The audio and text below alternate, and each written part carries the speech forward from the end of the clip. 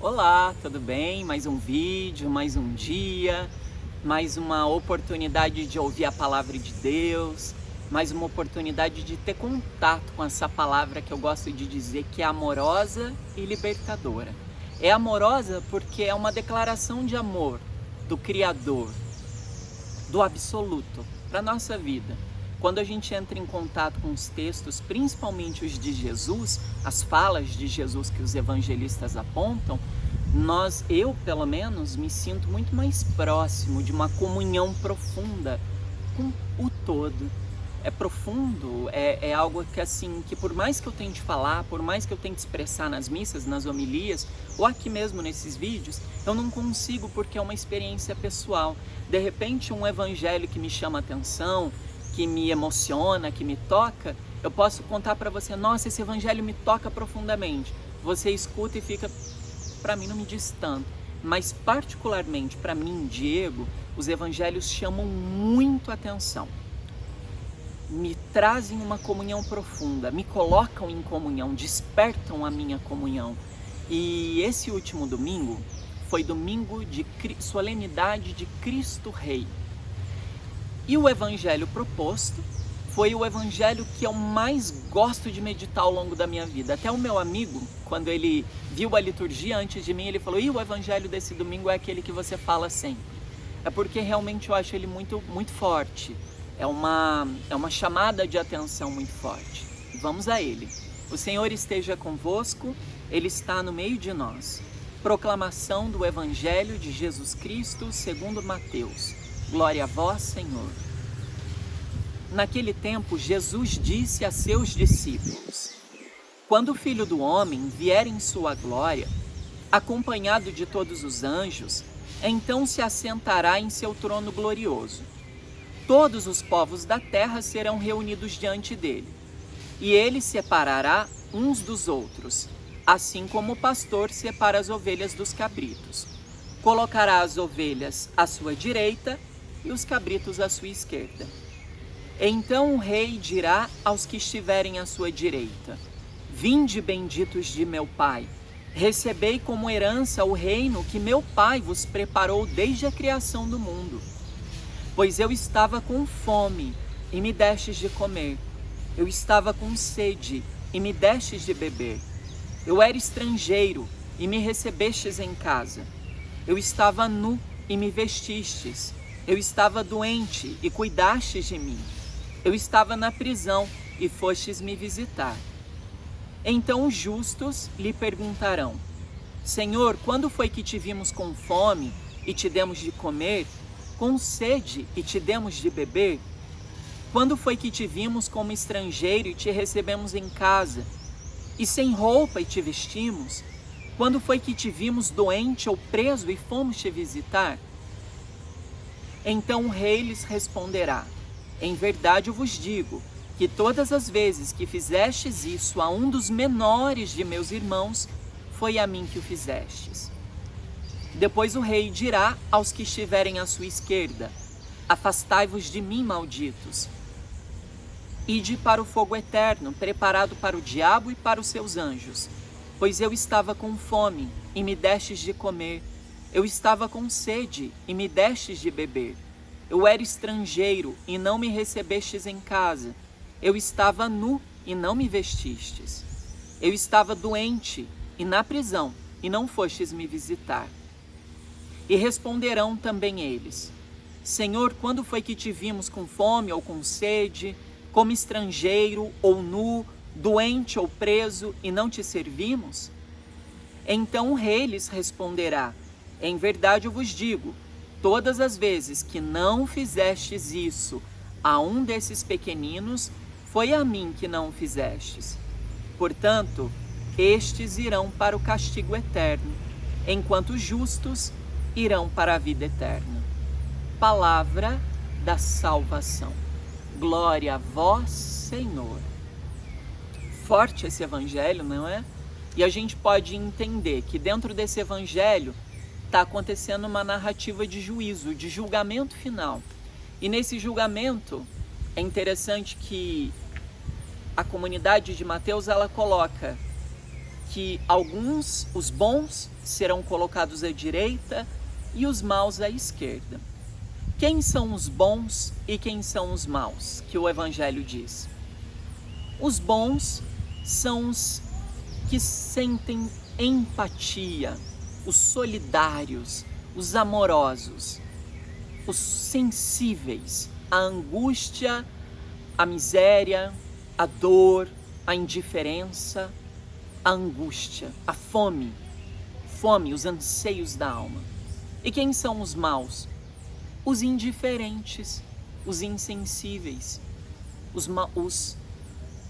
os homens incapazes de colocar-se no lugar do outro, aqueles que não são capazes da empatia.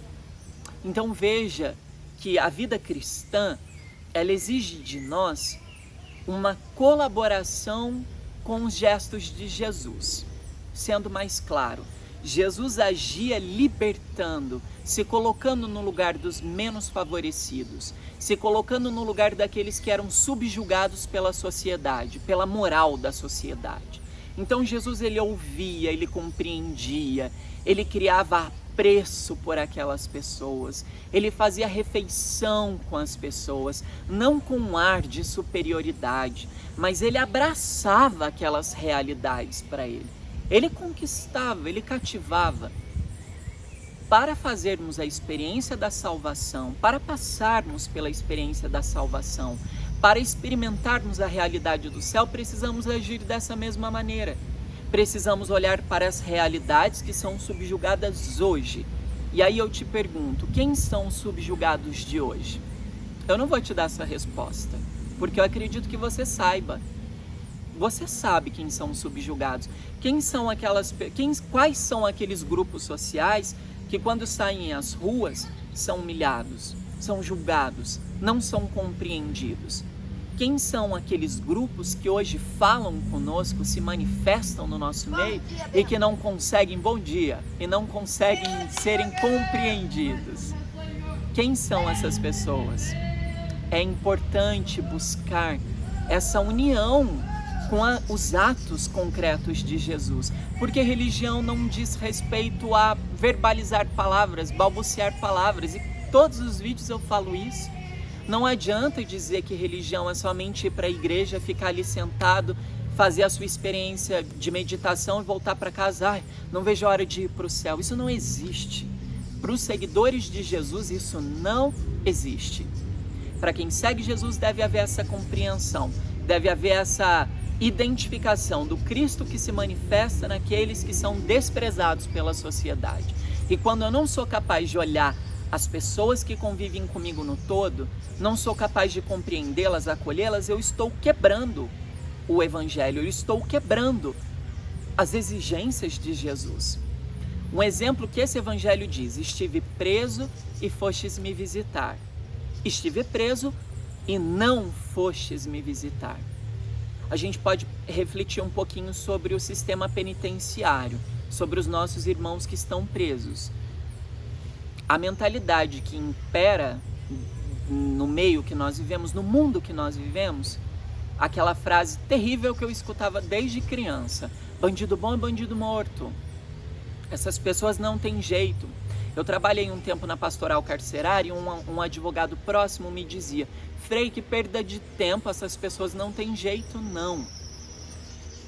Uma pessoa cristã, ela não é infantil de achar que tudo é maravilhoso. Claro que não, ela sabe das dificuldades do sistema, ela sabe das contrariedades, de toda... É um emaranhado de situação que nós estamos falando. Mas ela não é uma pessoa que perde a esperança na humanidade. Ela não é uma pessoa que é a favor da pena de morte. A igreja é diretamente contra a pena de morte. Então, quando um cristão diz: eu sou a favor da pena de morte, ele já está se posicionando contra o Evangelho. Porque o Senhor diz: eu vim para que todos tenham vida e a tenham em plenitude. Não são todos os bons. Todos. Os que estão no meio, os que não estão no meio. Os que agem de modo coerente, honesto, que são cidadãos que praticam a justiça, como aqueles que não praticam a justiça, como aqueles que estão doentes por um sistema caduco da sociedade. Todos são merecedores de vida e, como cristão, precisamos lutar a favor da vida, lutar por todos os níveis da vida. A gente precisa defender a dignidade da vida, daqueles que estão encarcerados, daqueles que são subjugados, enfim, nós não podemos nos esquecer da justiça social. Fé, ela necessita desses dois olhares. Se eu tampar uma visão, eu vou ficar limitado. Não tem como. Eu preciso ter as duas visões aqui, ó, amplas, para que eu consiga compreender o todo, o mundo que me abraça. Então, se eu tampo os meus olhos e quero enxergar só quem está sentado comigo, aqui com certeza tem pessoas que estão assistindo esse vídeo que não concordam com tudo que eu digo. E que bom, você é necessário na minha vida, porque você é uma balança, você me equilibra. E se eu só olhar para aqueles que gostam, que aplaudem o que eu digo, não vai ter crescimento, não vai ter expansão da consciência, da alma.